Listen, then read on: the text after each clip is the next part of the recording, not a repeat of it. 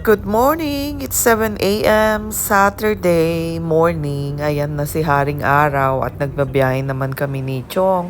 Pupunta ng farmer's market sa parang palengke sa atin na dyan mo mabibili yung mga gulay na namimiss na namin.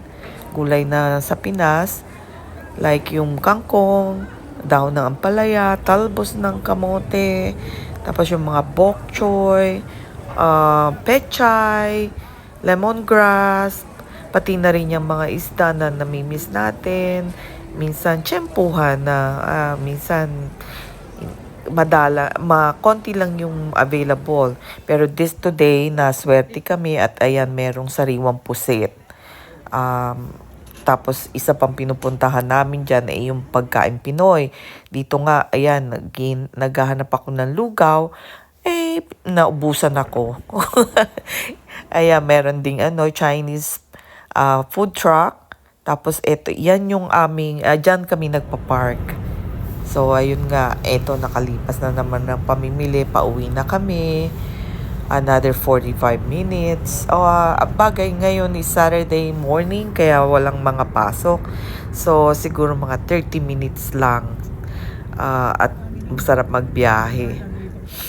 Ayan, pauwi na, gutom na. Kaya inasikaso ko kaagad ang pagpa-fried rice.